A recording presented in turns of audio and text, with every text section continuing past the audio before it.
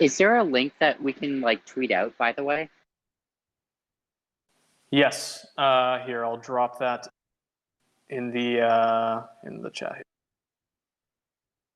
Is this this is pre-recording, right? Or this is the live one? This will be the live one. Okay, cool.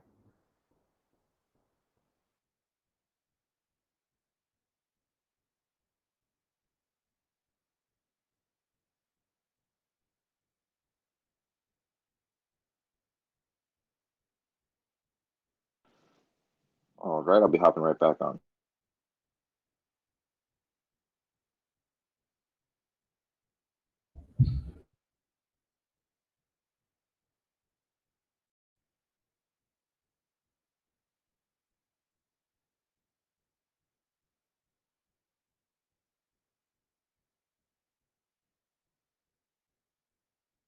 Okie dokie. Are you ready to roll there, Sam? Yeah, it should be good. Perfect. All right. I'm just going to toss this the live stream link just so you guys have that, and then we'll get started.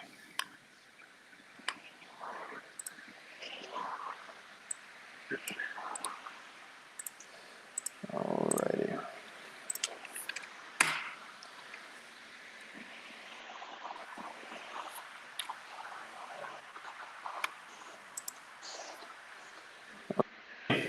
All right, so we are live.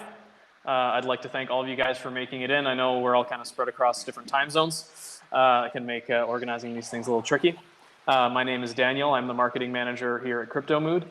Proud to be presenting this event about DeFi. I'm also one of the content writers for Coin Bureau, and I've been lucky enough to do some in-depth research, at least for Aave and for Curve Finance. Not all that familiar with Serum, but I know that's a very promising project from Samuel there. And also as well, Joel has some very promising stuff with the Stacked Invest platform there. So we're just going to go through, just kind of briefly introduce each of yourselves, explain your projects, as well as any upcoming juicy developments that maybe you've mentioned or not mentioned. And let's start with Stani there. Hey everyone. My name is Stani. I'm the founder and CEO of Aave. And Aave is a project that contributes to the Aave protocol, which is a decentralized money market that runs on Ethereum at the moment. And it works in a way that you can earn interest and yield on your cryptographic assets, most usually stable coins. And when you deposit into Aave, a credit line is open to you, so you can actually borrow some other currencies or delegate the credit to another smart contract or someone that you trust. Yeah, what's interesting about Aave is that we started already in 2016 to build our first lending protocol, the very first on Ethereum called ETH Lend.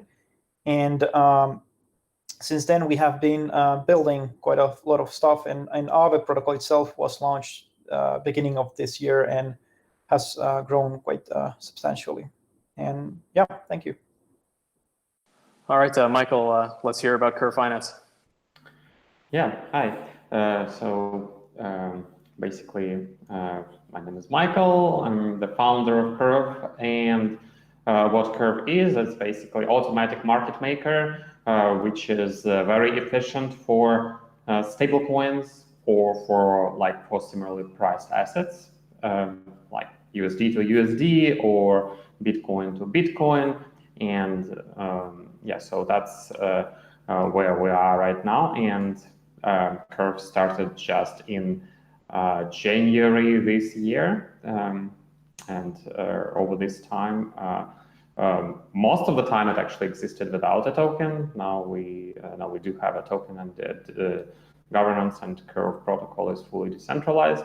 So yeah, that's I guess the intro. All right, and so Samuel, I know that you're here representing Serum, if I'm not mistaken. If you could please give us a rundown of that. I'm very, very curious to hear about this project. Yeah, absolutely.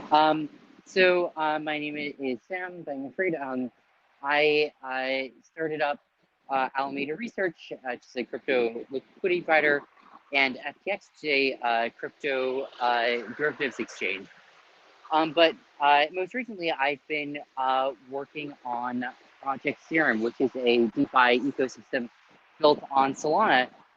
And obviously happy to go more in depth about it later, but sort of from very high level, it's sort of taking a step back and trying to say, like, what are the things that we would most like to see in DeFi? What are sort of the most powerful building blocks, and what's the most powerful vision for it, and what do we need to do to get there? And sort of the first piece of it that rolled out was an on-chain order book and matching engine DEX, and more has been rolling out since then.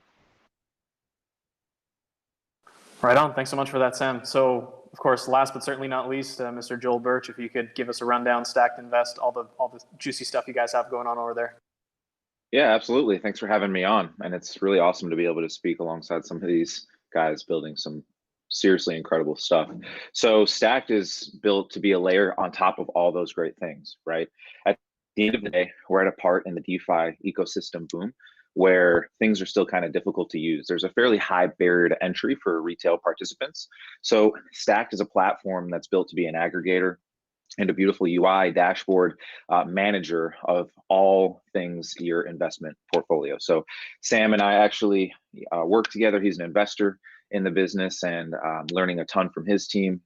And ultimately, we have a transparent trading bot marketplace and investment strategy marketplace, so people can, coagulate all of their assets across different exchanges and invest in different investment products the way that you would expect in 2020 in any financial system. So we're just looking to make investing in crypto that much easier by tapping into all these other protocols. So thanks for having me on. Right on. Thanks so much there, Joel. I see that we lost Michael. I know he's having some issues with connections. He should be back in a moment. But I guess I'll get the ball rolling because I'd like to get all of your gentlemen's takes on, I guess, the first thing that is on a lot of people's minds, and I guess that's kind of like the future of decentralized finance. Oh, there we go. Okay, right on time. All right, just let Michael load up over there. Yeah, so I'm, of course, a lot of people are thinking that a lot of these projects are temporary, not long-term, especially when it comes to DeFi. And I mean, I guess in Joel, in your case, there's one, I guess I'll kind of save it for later, but for now, let's discuss, what you guys think. Is DeFi here to stay?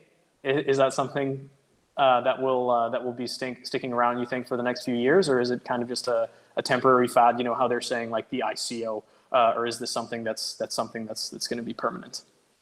I think you're asking a biased crowd for sure. I would hope every single person on this call believes that DeFi is here to stay. Otherwise, the underlying companies may be in trouble.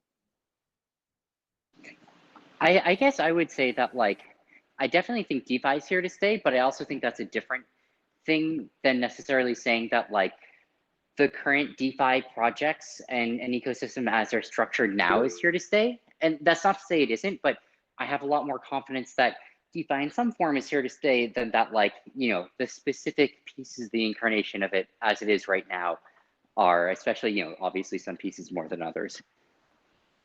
Yeah, sorry, just before Stani jumps in, I'll just fill Michael in. Yeah, so Michael, I had just asked if you guys think that there is a future to DeFi, or if this is just a temporary, like the ICO boom. And of course, you can jump in now if you'd like, Michael, and let us know what you think. Oh yeah, absolutely. I think DeFi is the future of the world financial system. I think it will replace all the existing rails eventually. I don't know how much time it will take, and of course there will be bubbles, but I think it will happen. Nice. And what's your thoughts there, Stani? Yeah, I mean, obviously we're quite bullish on DeFi, since we're building components and libraries there, and I mean the protocol itself. We do have a bet also in NFTs. So if this thing goes wrong and we don't succeed, we're still, like, very bullish on NFTs as well. So that's our backup plan there. But yeah, I agree that the potential is enormous, but I also understand that the potential could be lost very quickly. I mean, just by losing the reputation of the whole ecosystem is enough to actually break kind of the potential. I mean, many of the DeFi protocols are working very hard to keep this reputation and get more adoption by providing secure environment. But the thing is that because the ecosystem is very permissionless, which is the best thing about this whole DeFi value proposition, is that it's always not easy to kind of build things securely in very wide scale. So I think like as technically these rails are built, I definitely think this is the future. But I'm not saying that it's straightforward and easy to make this thing work. I mean, there's a lot of work that we all are putting in and building these protocols and underlying networks to make it happen. But it requires just one big accident to stall things further. Yeah. So on that note, it's something and something that Joel had mentioned as well, that you've worked closely, I guess, well, not necessarily closely, but you've worked with Samuel before, and I know Stani, you know Michael, and you guys all kind of know each other. You're part of, I guess, more or less the same community.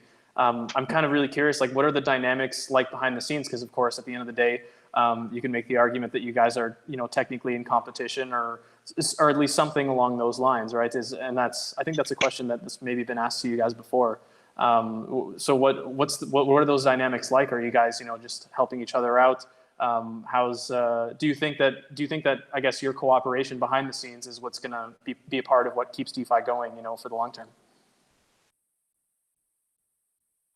I guess, like, the first thing that I'll say, which is it's my personal opinion, I believe it, and it doesn't mean everyone has to, is that you sort of like see someone else in the space and you don't know whether they're like a partner or a competitor or how to think about it.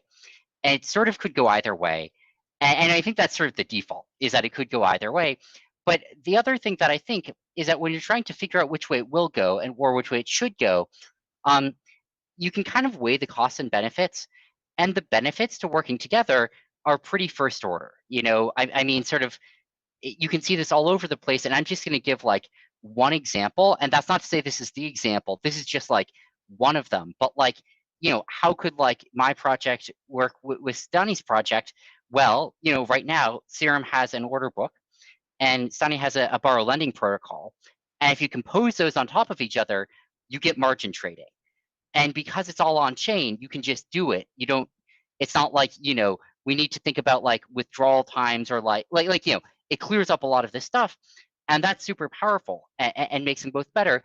And when you think about the costs of cooperating from like, even if we do say that there's competition here, the costs are sort of third order. Like, it's like, I'm worried that by cooperating with Stani, I'm going to help his project. And partially that's just going to grow the pie, but partially that's going to grow his pie relative to other pies. And then partially those other pies are my pie. And so like this third order competition effect and this first order cooperation effect, which means that if there's a plausible way to cooperate, I think that often that is the more powerful one if you can make it work. And so I generally think like anyone who wants to cooperate with us, I think like almost anyone I'd prefer to cooperate with than compete with. And I think that's just like mutually beneficial. But that being said, obviously not everyone's going to work with each other. And yeah, there is competition behind the scenes. Like, some of it spills over into pissy Twitter feuds. Sometimes I would like to say I've never sent a pissy tweet, but I don't think I can say that. And so as much as sort of like, yeah, and I'd like, to work with everyone, and I think a lot of people would, sometimes it doesn't happen, and sometimes competition does arrive and you get feuds and rivalries and sort of like all the seedy shit you'd expect. I also will say we have a lot of consumer data on people who use different protocols and things like that. And you can't boil the ocean, right? This pie is so small and there's a lot of market share to grab. But if we all do our jobs and we do it well, and if we all succeed, the market's going to be that much larger. And so, to Sam's point, you may have a smaller piece of a bigger pie. But in our case, we see that in crypto, what's unique about it, perhaps unlike any other financial ecosystem or marketplace or what have you, is that people very often use, as users, all the products. I don't know very many people who aren't using, both 3 different lending protocols, right? I don't know many people, like most people aren't just using one. You're either not using a lending protocol or, you're using 5. Exchanges are the same way. We're an aggregator. So for every user we have that has an account connected to FTX, almost all of them also have an account connected to Binance, right? And so for me, it's a part like realizing I can't boil the ocean, echoing all the things that Sam said, because I definitely agree. But then also just, again, remembering that in this particular ecosystem, we're so early that a Grubhub user doesn't necessarily not use DoorDash, right? And that's like my example, because that was my background, right? So a Binance user doesn't necessarily not use FTX. But any thoughts there, Michael, about cooperation behind the scenes in crypto? Yeah, I guess I absolutely agree that it probably doesn't really make sense to try to do for one project to do absolutely everything, because it's just impossible for one project to do many things well. It's like, like Unix way, do one thing and do it well, and then that's kind of the recipe. And this works especially well here because all the projects compose with each other. And if they didn't, it probably would have been a different story. But because of composability, this Unix way applies to decentralized finance. So I kind of want to morph this a bit for Stani, because I remember when I was doing research to write the article about Aave, I had watched a few interviews with Stani. And you had mentioned that I guess you were kind of very, very hyper aware of the sort of barriers that DeFi is going to face in terms of adoption, especially by regulators and stuff like that. And I'm very curious about, I guess, your take on, do you think it could ever happen that you would have this scenario where, let's say, fast forward 1 or 2 years, all you guys have, in your protocols of billions and billions, maybe even hundreds of billions of US dollars locked in, in stacked invest, locked in, whatever stuff, and you guys, find yourselves in a position where you're approaching regulators and you kind of, become the influential force where, they kind of have to work with you as opposed to you working with them, if you know what I mean. Because at the end of the day, that's kind of the sort of power you guys would have if that was to happen. Yeah, the good thing about it is that we actually don't have power in that sense. I mean, like many of the projects here, they basically have a community of token holders, which are actually governing the community and the protocol, whether it's today or tomorrow, and basically that's the kind of like interesting part. So I mean, shutting down, let's say, DeFi or blockchain is something similar to shutting down the internet in that sense. So if there is access, there's access. But I think what's important here is the value proposition that actually the DeFi brings. So it's kind of like very counterintuitive to try to, not embrace this kind of technology where everything is transparent in the sense in a public ledger. And when things are permissionless, it actually provides a lot of inclusion. For example, we have a very, very simple function in Aave, which is called A tokens, interest-bearing tokens. So you deposit DAI, you get in return A DAI, 1:1 ratio. And it algorithmically grows in its balance in wherever wallet you store. So basically, you don't even need to deposit to Aave. You just buy those A tokens, and you actually have a interest-bearing global savings account. And especially if you're in a country such as, for example, where the inflation is huge or the local banking system doesn't work perfectly or give you options to invest in different kinds of things, that is the way to actually participate in finance in a permissionless way. And this leads also to the innovation in terms of like building, because it's not just permissionless access to use stuff, it's permissionless access to build stuff. And that is why people can build things on Ethereum, Solana, and build bridges and have this kind of like composability, because they can do it today. In traditional finance, it doesn't work that way. You want to build a fintech application, you want to build it on top of banking infrastructure. You need to contact the banks, basically apply their terms and conditions. They need to give you permissioned access. They grant you a token that they can revoke anytime.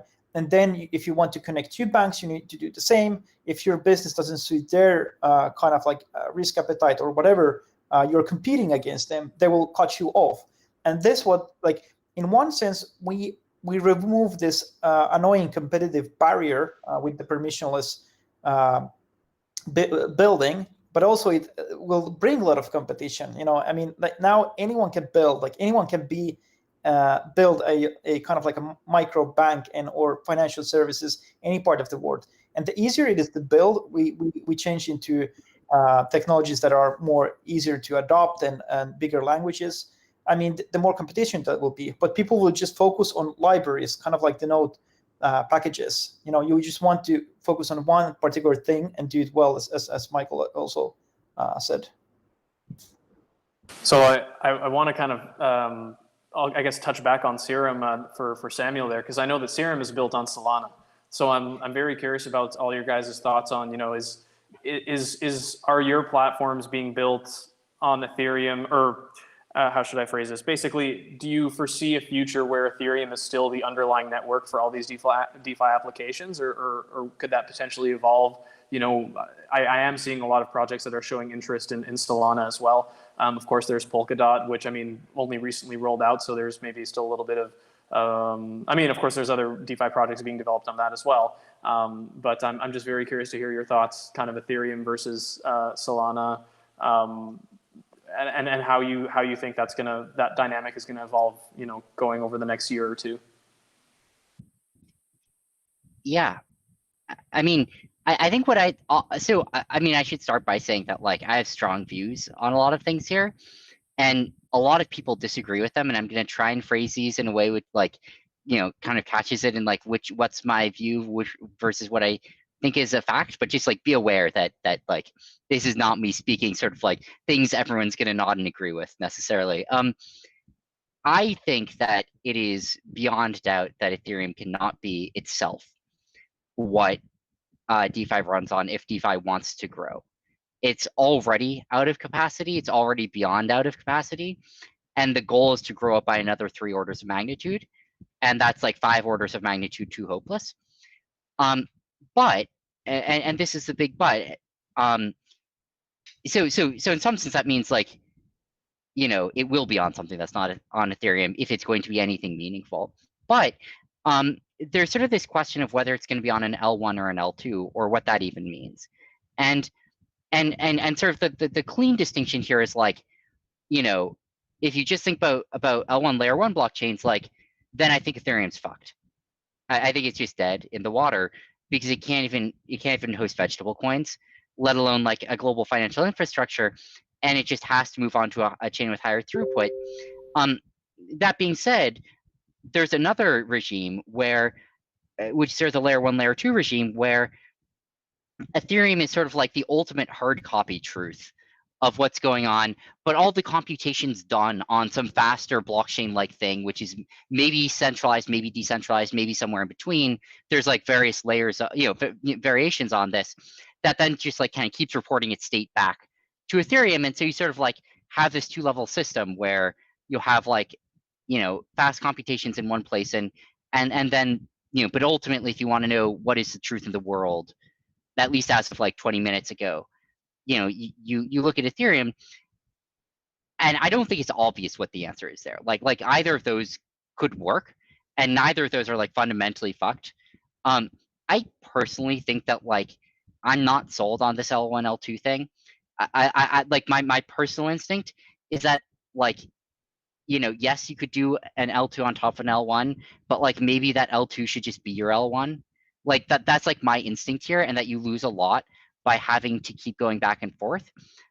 But, you know, it's not like a lot of people disagree with me on that, and I'm not, like, you know, 100% sure of that. The other thing I'll say before shutting up and letting other people speak here is that, and I think this is maybe the biggest, I don't even quite say misconception, but like sort of thing people think lazily about, is they sort of classify it as like, there's Ethereum, and then there's all the other things.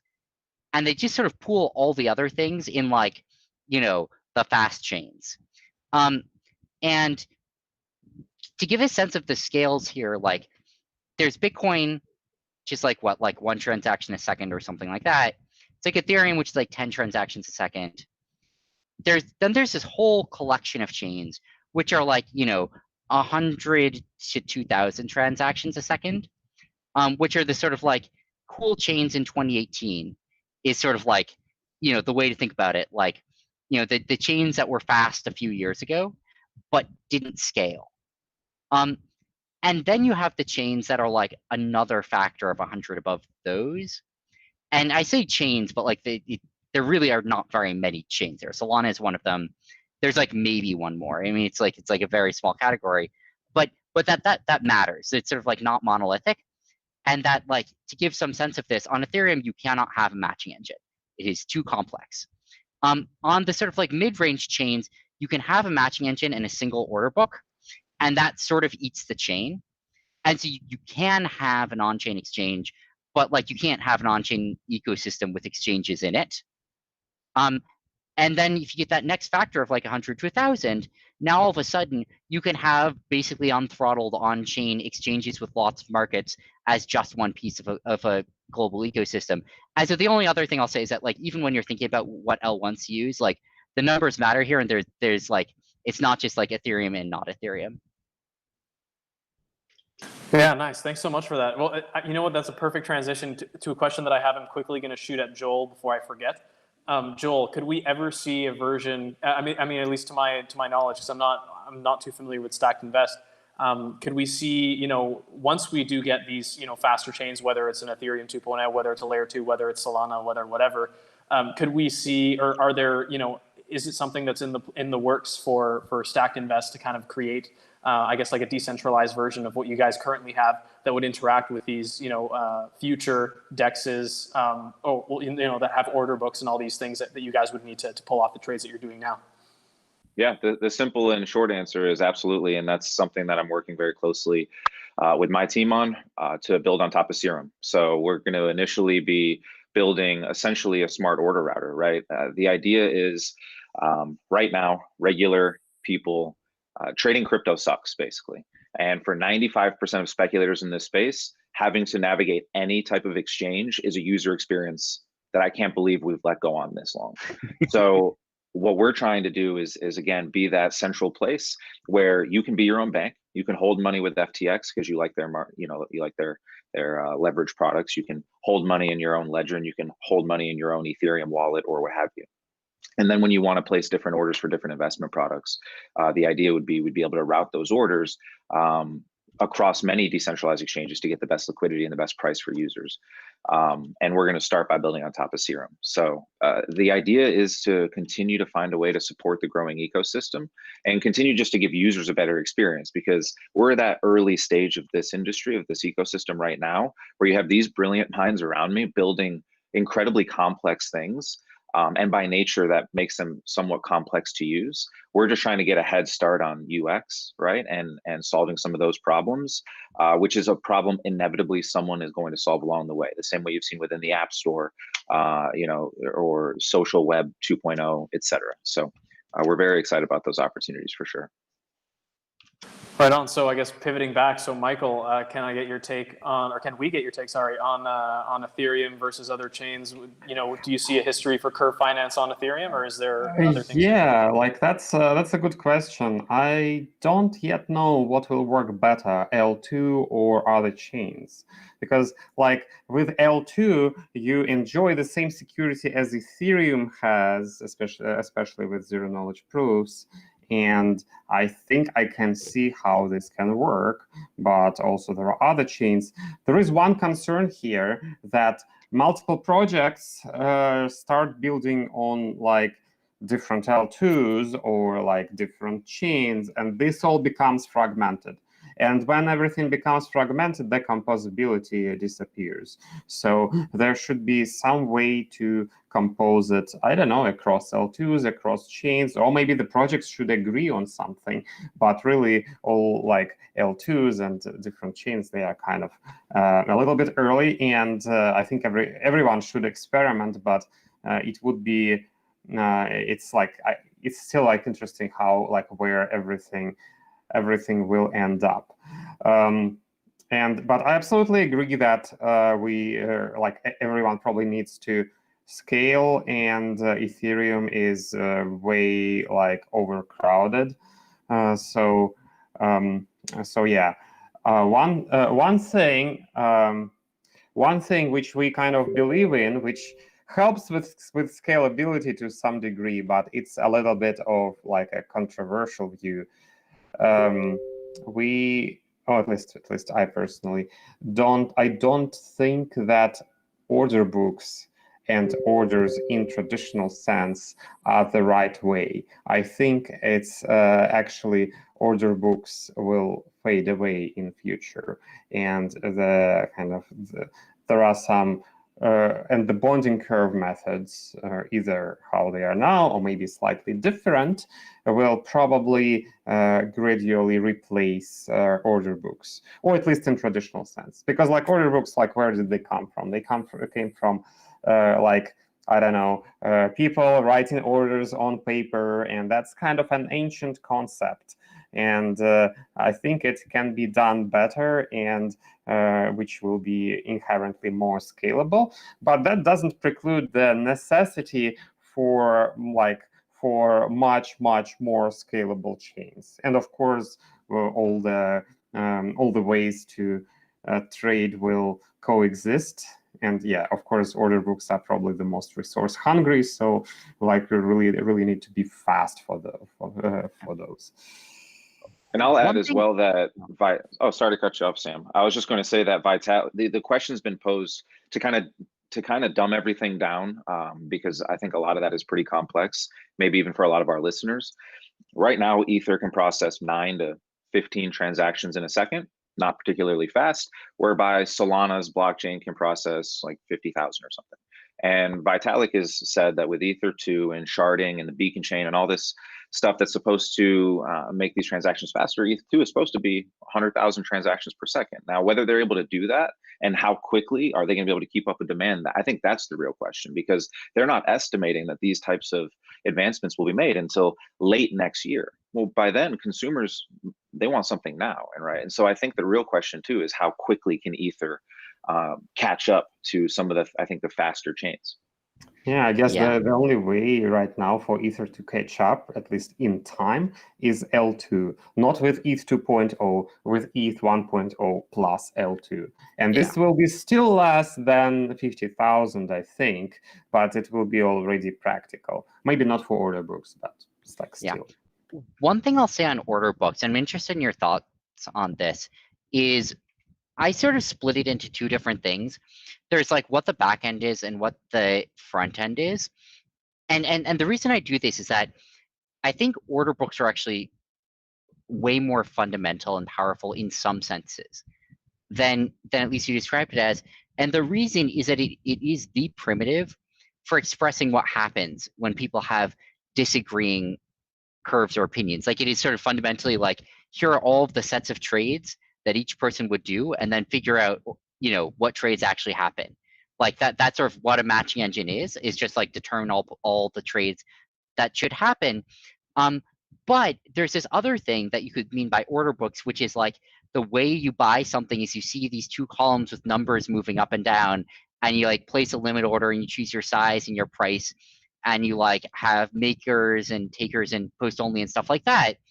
And that interface is sort of the raw interface to an order book, but it's not the only interface. And in particular, I want to propose something to you and just get your take on this. Well, to everyone here, but you, since you brought it up, which is what my vision is, which is that order books are the fundamental way of answering the question of what trades happen, but that the things that are sending orders on the order books don't need to be people choosing each trade. And what you could imagine is that you have, for instance, an ETH USDC order book, and all of the different AMMs, ARB firms, people, interfaces, all the stacks of the world, everything has their own method of determining what orders they want to send, like what their curves are, and then they cross in this order book. And so, if the natural interface for someone is basically this sort of convert style, like how many Ether can I get for my USDC, you build that on as like a GUI for the order book. If the natural thing for someone is like, I want to do some sort of intelligent but automated market making, where I basically design some curve that represents my utility function in some way, and I pre-program that in an AMM and just put my funds there and let it do its thing, that can then express that by providing in the order book to replicate its curve. And the cute, powerful thing that you get from this is a kind of like super form of composability, which is not just composing two things together, but every single thing trading Ether against USDC, composing together all at once in the order book, able to aggregate all the orders, all the liquidity, all the flow together, while each being able to use whatever interface or expression method they want for the people using them. And so you can still have AMMs in this world. And it's just, you can have multiple AMMs trading against each other even. That's like what my vision is for how these glue together. I'm interested in like your guys' take on that. Yeah, my vision is actually quite different, although the AMM on top of an order book is actually, I think it has its own name. It's called trading bots. And yep, I agree. Yeah, I wrote some trading bots before Curve, and actually Curve algorithm is very much inspired by those. But my take fundamentally is that it's of course, from user point of view, that's there are obvious advantages, and I think that's probably what Matcha is doing. They're like interfacing all like AMMs and order books and everything in, well, actually any aggregator on 1-inch Paraswap. They're interfacing everything which can be found in a simple form without orders. So that's reasonable. But I think fundamentally the problem I have with order books is that the liquidity is fundamentally discrete rather than continuous, and it doesn't have to be discrete. It is. It made sense in the past where everything was written on paper, and having that continuous on paper when you have people matching orders would be kind of insane. But right now it's actually easier to match something continuous. But that's kind of it's we are still kind of very much mentally in the old world where we have still order books, and maybe we have a lot of order book intuition. So I think but I think the future is continuous liquidity rather than discrete liquidity, or it could be a hybrid. So that's but that's my take. Yes. Well, if you have like constrained functions that you've pre-computed the way to trade against each other, that's true. If you're allowing arbitrary functions, I think you end up basically taking like integrals of arbitrary things if you try and do that, and you can't do that. So instead, what you do is you do it numerically on a computer, which means discretizing it. And I think what's going on the back end of a computer is it's just an order book again, and you just have to choose the tick size. Yeah, well, I mean, you can interpolate, and then you already have something continuous.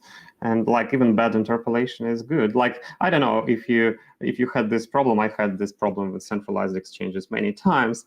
I want to put orders from this price to this price, and I don't care how many orders I have, but maybe the more the better. And but like really, I want continuous liquidity in this range, and I don't have it. I don't have it still, and it certainly works in centralized exchanges. So like it's just kind of my problem with those, which I haven't seen solved. Yep, I like it's certainly easier to express scaled orders or something like that using a continuous curve rather than rather than a discretized thing.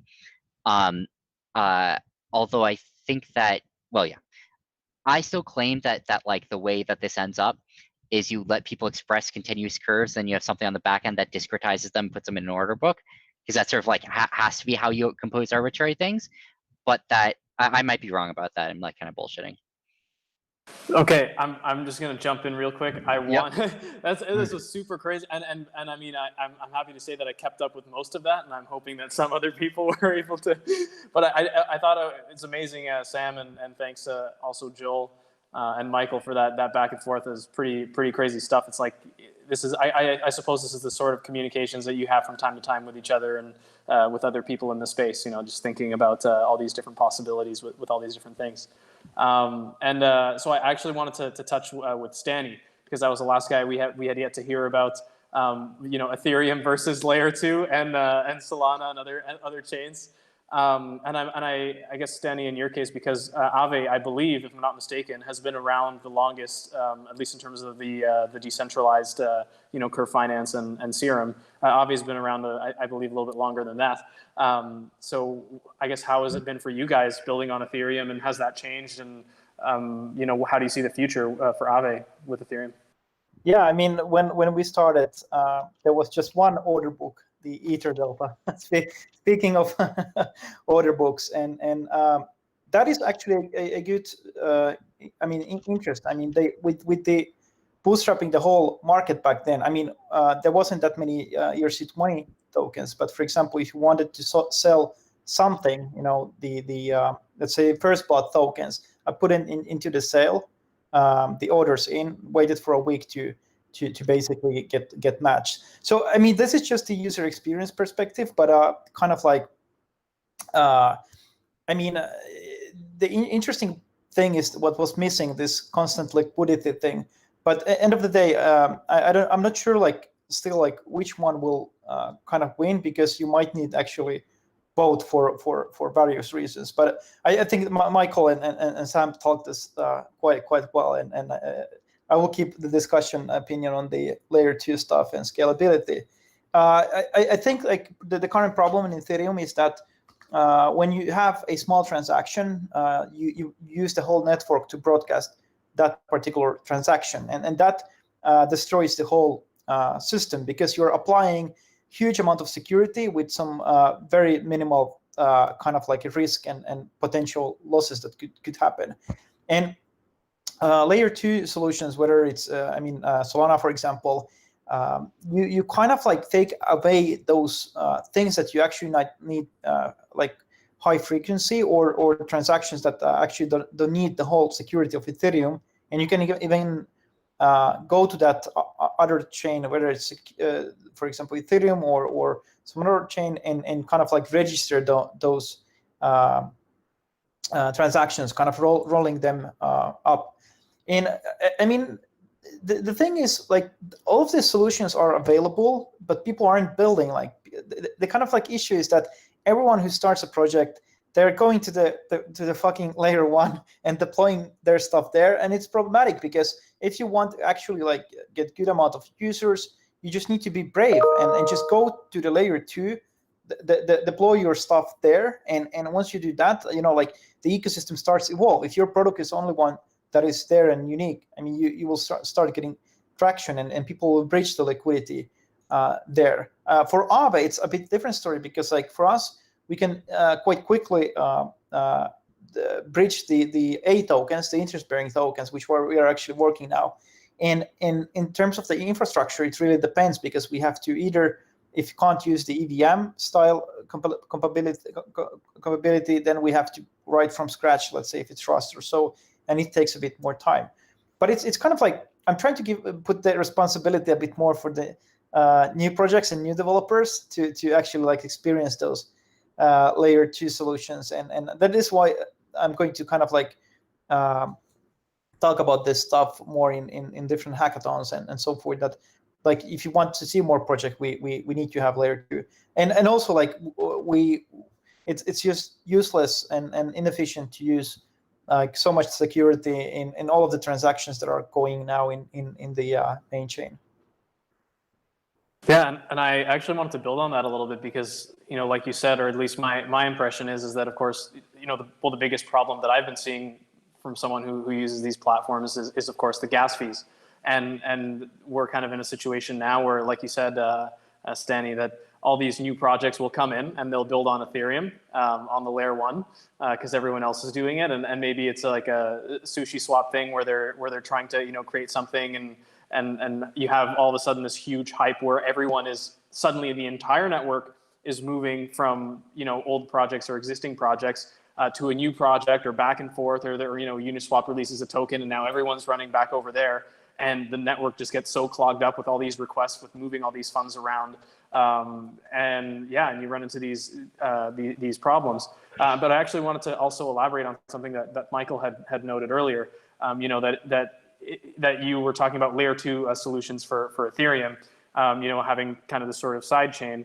And, the question is, everyone basically would have to agree to work on a specific layer 2 solution for Ethereum, or they would have to, but I guess the way that I see it is that whether it's layer 2 or another blockchain, you kind of run into the same problem no matter what, where you have to have this consensus that, okay, we're all going to move over here and kind of bring all the liquidity with us. And that's kind of one thing, I think that these bridges between these protocols become extremely important. And I know that Serum, at least to my knowledge, has something along these lines of trying to build a bridge with Ethereum there, at least when I had watched this kind of really brief explainer video earlier today. So maybe, Sam, if you could elaborate on that and see what Serum is doing to kind of bring that interoperability.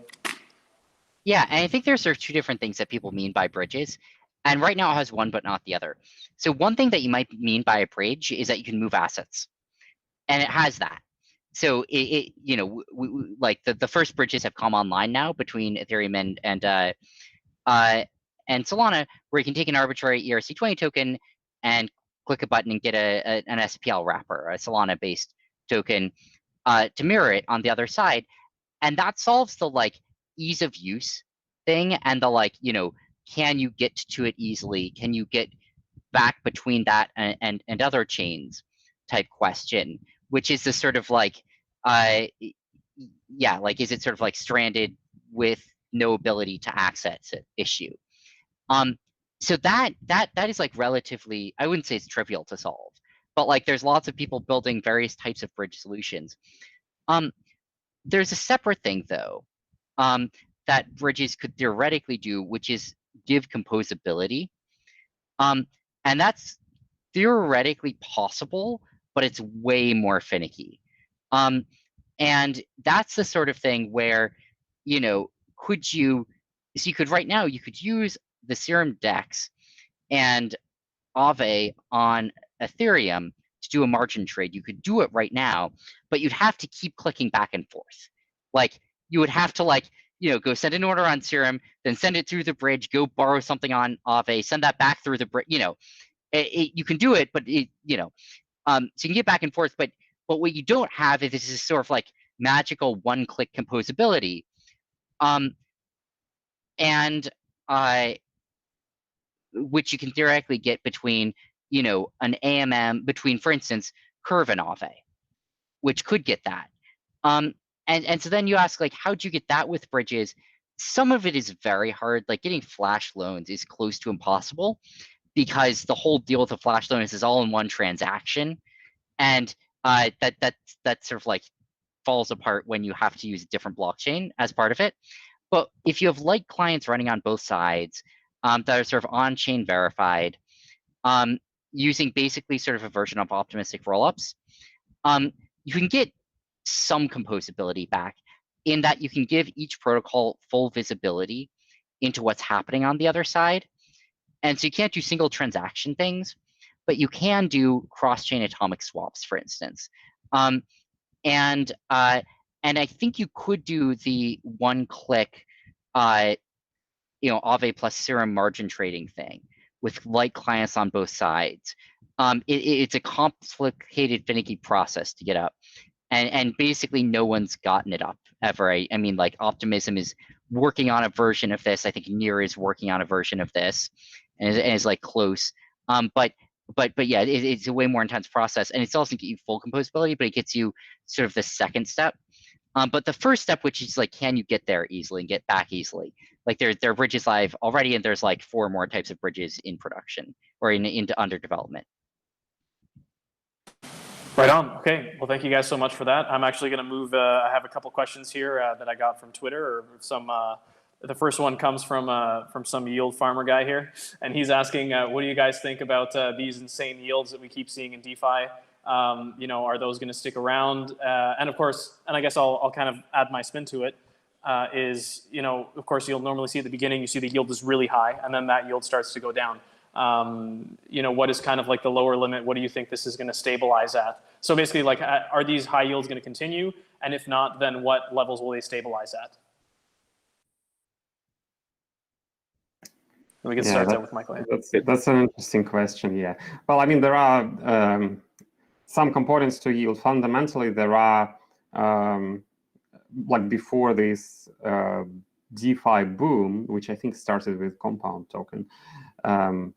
There was like mostly lending protocols, AMMs operated without incentives, and the yields were, I don't know, so depending on time, fundamental yields on Curve, for example, were somewhere between like 1 and 15% from fees, and I would say about the same for lending interest. So that kind of makes sense.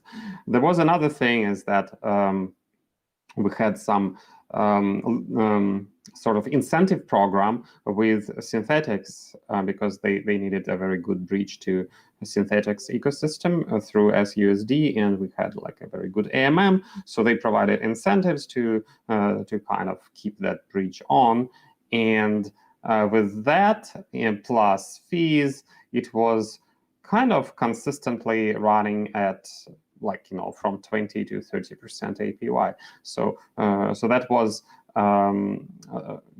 I guess quite stable, like not going up and down too much, and that is because the usefulness of that was not just to trade assets, but actually to have it as a bridge and to basically. It basically was incentivized by ecosystem who gains from that. So that's but that was sustainable, and I think that's kind of probably around maximum what you can expect in sustainable regime. Nice. Any thoughts there, Stani? Yeah, I mean, like it's a question like how much you can print money until it becomes like useless and valueless. I mean, the more and more you print, it's the same in traditional finance, and what against you're printing the money. For example, in current economy, you're basically printing against debt, So let's say a person goes to a bank, wants to buy a house, right? So the money doesn't exist. Once he gets the loan, that money is basically printed, and there's a receivable back in it. So you're repaying that money back with interest, right? And in most case scenarios, you're kind of doing either the same. So you're providing the liquidity on a longer term.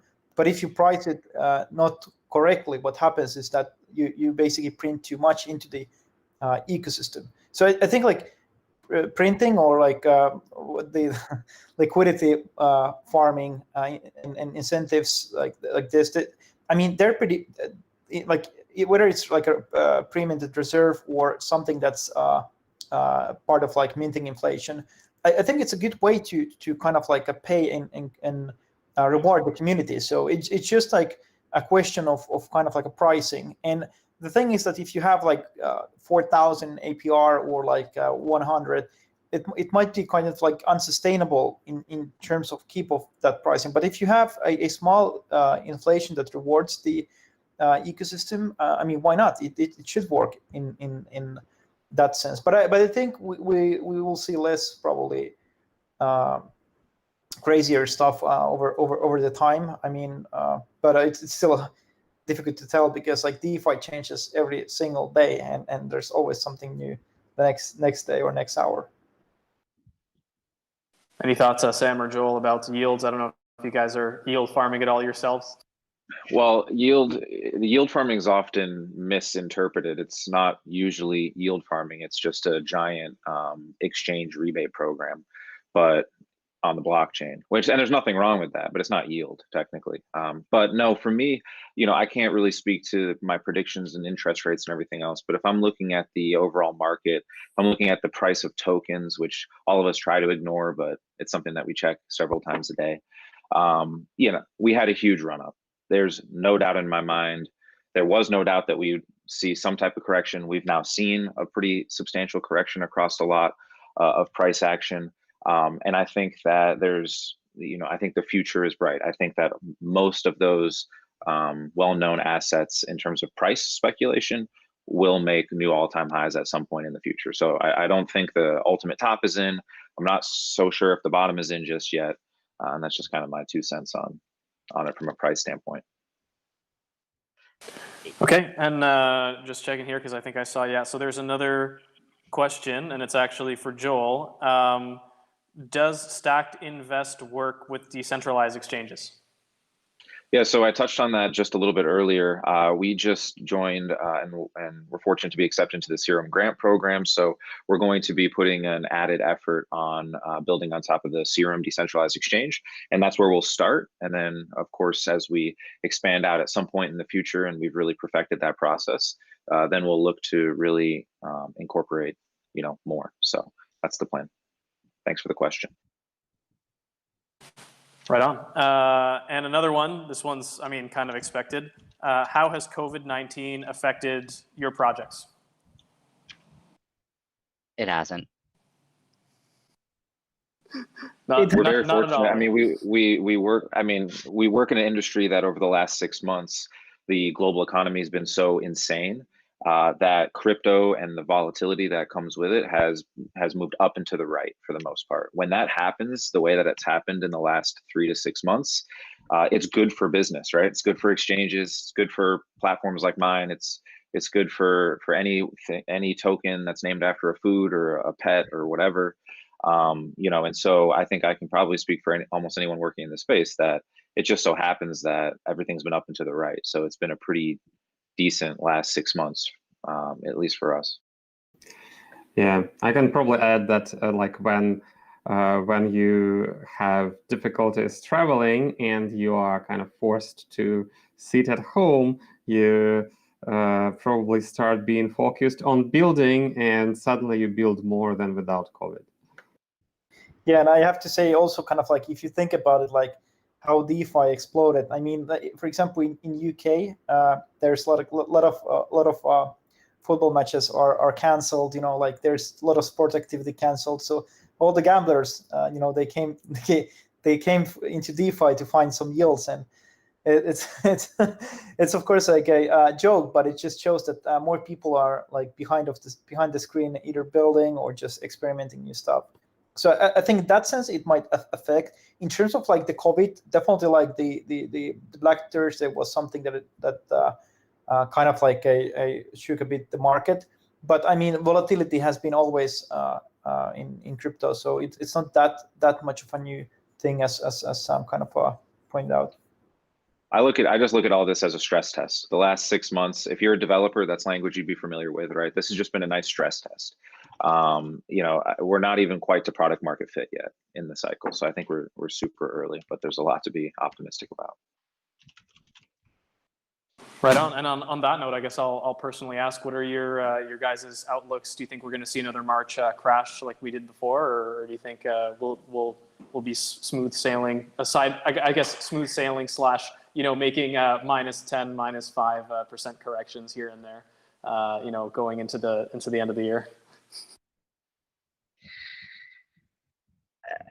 Hard to know. I think certainly the odds of a massive crash are way higher now than at the average time, but the average time the odds are very low, and right now they're only moderately low.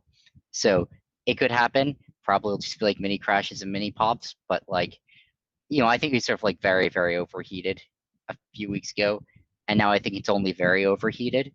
I think many projects are only very obviously or considered egregiously so. But the flip side of that is that if you're bullish on the space in general, and you think that projects are going to grow into that and grow into the growth of the space, then that can counteract that quite a bit. And so I think if you sort of think DeFi is crap, then I think shorting it seems pretty good. If you think DeFi is the future, then yeah, things should be trading way above what you would guess given the current state of things, because things think things are going to be going up. Just keep in mind too, we're having this conversation when there's already been, in my opinion, about a 50% correction. At the very end of August, there was $4 billion locked up in lending protocols. And a week later, there was $2 billion locked up in lending protocols. So that's a 50% reduction in value locked up. That's a pretty clear sign. And now today, I think we're getting back close to 4 billion already. So how long these corrections last, I don't know. But like I said, I think we continue to go up and to the right over time, but not without these, these sell-offs, if you will. Michael or Stani, any takes? Are we going to see another correction? Yeah, well, I think market will always go up and down, and we'll see there will be a lot of stress tests over the time periods, and it's good. It makes systems more resilient and more battle tests, and yeah, I mean, crypto is quite a lot depending and correlated with stock market and in general what's happening in globally. So it kind of sucks a bit, but it is what it is. Yeah, I don't know. I think, I don't know about, I don't know. My opinion is actually that the global market is probably kind of doomed in a way that not because of COVID. COVID is actually not the fundamental reason, but that we probably, the whole capitalist system, it was based on unconstrained growth. And right now we are probably reaching the limits which the earth can give us, and we need to do something differently. And when you switch to doing something differently, you have crises. So I guess we are probably going to see something in that regard. And as for crypto, I think it's actually long-term probably actually bullish for crypto, but short-term, so basically we have short-term correlated markets and maybe long-term anti-correlated. So basically, if you imagine something going like this, they are going together, but one thing is slowly going up and another is slowly going down. That's kind of what I expect, but I don't know. It's don't take that as the truth. It's just a hypothesis. All right, so I have one last question and then we'll wrap up. What projects are you guys watching? I'm watching at least Curve and also Solana and the Serum. Balancer, Compound, everyone on this call. Yeah. But I think I mean yeah, probably there's going to be a lot of interesting stuff still. I mean, people think that a lot of things have been built, but I think there's still a lot of things to be built and new stuff coming up. Anything you're watching there, Sam? I trying to watch everything to see where, see what jumps out. But I think that obviously Serum ecosystem is getting a lot of my attention, and I'm thinking about things that can build on it. I think something I've been thinking about recently a lot is sort of pools and the generalizations of them, and hopefully there's going to be something cool rolling out in the next week or so on Serum about it, which will I think be sort of generalized play on everything from sort of AMMs to staking to sort of asset baskets and rebalances. So yes, that's sort of something I've been thinking about a lot, and thinking about how how pools are used by different projects in the ecosystem in different ways. How about you, Michael? What projects are you watching in DeFi or out of DeFi?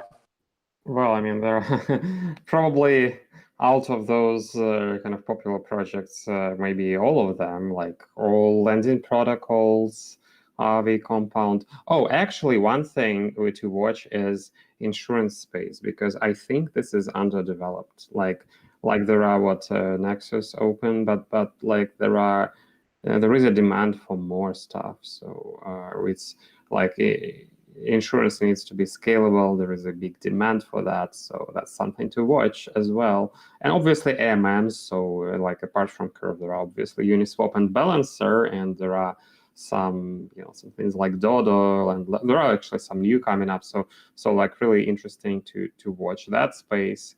And yeah, like obviously projects like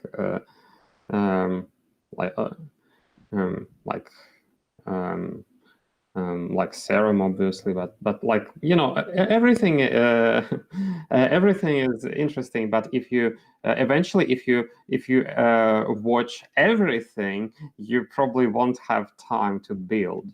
So so there is some compromise here.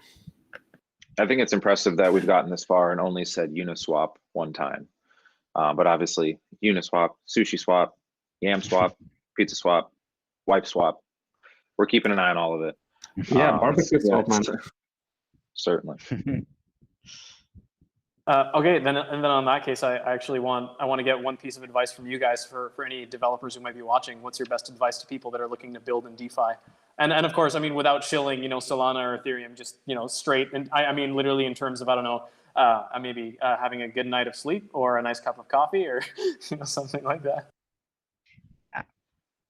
I would say like find a project you're excited about that you want to exist, and drive towards it and just try and build it. And try and if you feel yourself sort of adrift and not sure what to do, just pick something and do it, and until you feel sort of comfortable with that. How about you, Michael? I see you smiling a bit there. Oh, or Stani, sorry, you can jump in. Well, I would just say that I think every developer should always, I mean, we see a lot of interesting stuff being built. What could be cool is that from the very beginning, there is a lot of focus on the security, the safety of what is deployed.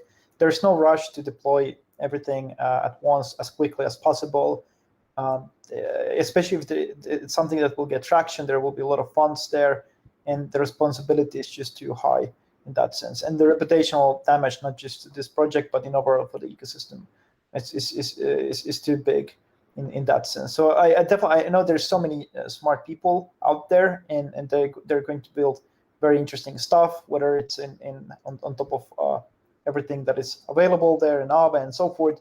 But in general, I would love to see more kind of like focus on the security itself. All right, Michael. Yeah, I certainly agree about security. Actually, like maybe everybody forgot because everything is moving so quickly on DeFi. But there was some moment in like some basically couple of weekends in April where multiple things happened at once. Like one thing is like what. I think D-Force lending was drained. Fortunately, the money were returned, but via legal means. Or Uniswap in BTC pool was drained because in BTC was like it was the ERC-777 token, which didn't work with Uniswap once. So that was like lost. And we at Curve found a vulnerability in one of smart contracts, so we had to shut down the pool and basically deploy a new one instead. And that all happened in just 2 weekends. So so yeah, like even if when you are experienced at like looking at things, you still need to be super careful. And if you are building something without having that experience, then it's even more complicated. Or like maybe anyone who tried hedging in like early when they were launched, or I think they had to shut down because it had a vulnerability. Well, I think something was lost, but it was refunded. But whatever, like it's like really hard, and everyone who doesn't just for, but who actually builds something new probably will experience that. I don't think it is possible to well, I mean, it's possible to have like a second, third pair of eyes and double check it with audits, but even audits don't like guarantee. There are some things auditors may not see, but like really eventually it's the team who is building who is responsible for to make it safe, and who needs to check everything like really carefully. So everybody who is building something new, if they probably will be like will have the first mover advantage, but that comes at a cost of like having to have everything super well checked. All right, last words, Joel. Any advice to people building in the cryptocurrency space? You know, whether it's DeFi or otherwise, maybe some tips to stay focused. Yeah, don't do it. Don't leave your job. Keep working. No, I'm just kidding. Yeah, it's just about, in my opinion, really networking. You know, that's really what's helped me. I have been full-time in this space for 3 years. I did quit my job. I made no money for a long time. I kind of burned the midnight oil. I taught myself, you know, a lot about the industry, but at the end of the day, everything was kind of propped up, and especially the recent success of this product we've been working on for the last year. It's due to the network. It's due to just sending direct messages. I can only imagine, Sam, what your inbox has looked like lately as a result of your. Oh boy. Yeah. So, but for all those people who haven't yet DM'd Sam, make sure to do so at some point, or Stani or Michael or anyone in the industry that you want to get to know, because it can't hurt. And I think as long as you continue to try to keep those doors open, you'll have an opportunity to find people who can build alongside you. Like, I'm not a blockchain developer, but I have one on my team, right? I'm not a product owner, but I found a really good one. You know, I really don't like spreadsheets, so I found someone who did. And building that team around you, I think is super important. And you can do that on crypto Twitter and Telegram and within the community, and hopefully soon go back to conferences and things like that. So I think the network is really what you should focus on, and the rest of the pieces will kind of fall into play. Yeah, I completely agree with that one. And on that note, I'll thank all of you guys, because when I was reaching out, I've actually been trying to put this together for about 6 weeks now. But it was kind of on and off. We had a few things going on here at Crypto Mood as well. You know how it is, things can get quite busy. But in any case, I mean, when I reached out to Michael, super receptive. Same with Stani, your team was incredible. Joel, I think you messaged me, you emailed me personally back, or messaged me back personally over Twitter. Thank you so much. And then Sam, I don't, you probably know that I had someone in Sushiswap. I just messaged in the chat. I said, hey, does anyone want to come and speak on this panel representing Sushiswap? And Control, you know, basically served you up on a platter, and said, yeah, Sam will do it. So it was amazing. You know, it ended up in practice. It ended up being organized, you know, just like a week and a half in advance. Everything, you know, we got the ball rolling, and you guys all showed up. And Andre actually messaged me saying thank you so much, but he has too much on his plate, and he didn't want to show up. Or I guess, sorry, too much on his plate. He could not show up. And in any case, it was a fantastic conversation, gentlemen, and thank you so much for your time. I know you're all busy, and yeah, and I wish the best of luck to all of you in the projects, and I'm super stoked to see on Twitter and, you know, all these networks, like Joel was saying, to see all the updates from you guys and all exciting stuff coming out of Curve, coming out of Serum, especially. I'm really pumped for that. And I know Stacked Invest, I'm going to be taking a closer look at that platform, maybe put my cryptocurrency to use. And certainly, last but not least, Aave Flash Loan, you know, on Solana. I hope to see that soon. We'll see how that turns out. Yeah. Anyway, thank you all, gentlemen, and yeah, have a wonderful afternoon and a great end of week. Thank you. It's good to meet you guys. Thank you. Cheers. Nice to meet you. Cheers. Take care. Bye-bye. See you guys. Bye.